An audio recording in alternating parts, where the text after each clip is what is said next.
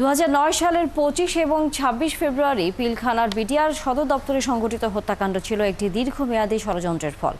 এমন কথা জানিয়ে এই হত্যাকাণ্ড তদন্তে গঠিত স্বাধীন কমিশনের প্রধান বলেছেন, তৎকালীন রাজনৈতিক নেতাদের বিভিন্ন মাত্রায় সংশ্লিষ্টতার প্রমাণ পাওয়া গেছে। ছিল গোয়েন্দা ব্যর্থতাও। এ পর্যন্ত 8 রাজনৈতিক নেতার সাক্ষ্য নেওয়া হয়েছে বলে জানিয়েছে জাতীয় স্বাধীন তদন্ত কমিশন। সবুজ মাহমুদের প্রতিবেদন।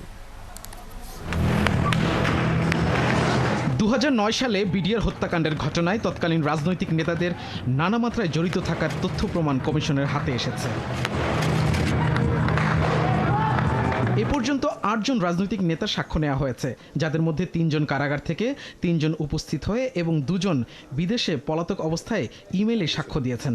আওয়ামী লীগ নেতার মির্জা আজম ও জাহাঙ্গীর কবির নানক ইতিমধ্যে চিঠির মাধ্যমে লিখিত বক্তব্য দিয়েছেন। তদন্তকে ভিন্ন খাতে প্রবাহিত করবার জন্য জঙ্গিবাদকে আনার চেষ্টা করা হয়েছে। কমিশনের ভাষ্য, সেদিন পিলখানায় আটকে পড়া সেনা কর্মকর্তারা বারবার আকুতি করার পরও সময়মতো কোনো উদ্ধার তৎপরতা চালানো হয়নি। সশস্ত্র বাহিনী, আইন শৃঙ্খলা রক্ষাকারী বাহিনী ও গোয়েন্দা সংস্থা ছিল নিষ্ক্রিয়। এছাড়া বিদেশি সংশ্লিষ্টতার কথাও উঠে এসেছে প্রতিবেদনে, যা এখনও যাচাই বাছাইয়ের পর্যায়ে রয়েছে। 2 জন পালিয়ে থাকা রাজনীতিবিদ তারা ওয়েবসাইটের মাধ্যমে বা ইমেলের মাধ্যমে তাদের সাক্ষ্য দিয়েছেন।